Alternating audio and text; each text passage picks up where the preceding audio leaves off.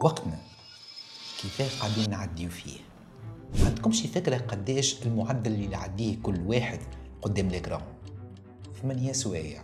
اي نعم، 8 سوايع. وحسب اخر الاحصائيات 8 سوايع هذوما مقسومين بالطريقه هذه: 3 سوايع على الرادياتور، و3 سوايع على التليفون، وساعتين قدام التلي. وكان زيد عليهم احنا المعدل العادي بتاع الانسان اللي هو 8 سوايع نوم. ولهنا معادله سهله برشا، نجموا نعرفوا اللي اكثر شويه من ثلثين مثلا 2 تير نتاع النهار تعديو ما بين الاكران والنوم والمستنية. ناخذ اكزامبل بتاع انسان عمره 30 سنه ديجا عدى 10 سنين وهو راقد، و10 سنين قدام اكران. وهنا لازم نخمو فيها شويه الحكايه هذه.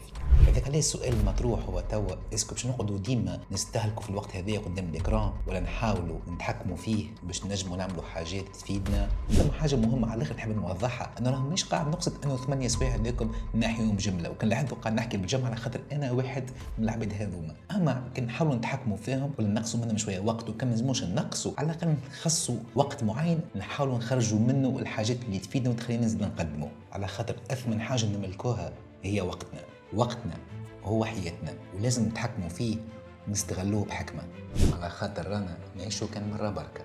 ان شاء الله يكون المساج نتاعي وصل، جيسبر عجبكم ستيل جديد تاع الفيديو. كان معكم فاصل مونتاليست، ملتقينا ان شاء الله فيديو واحد اخرى. علي باي باي، تشاو تشاو.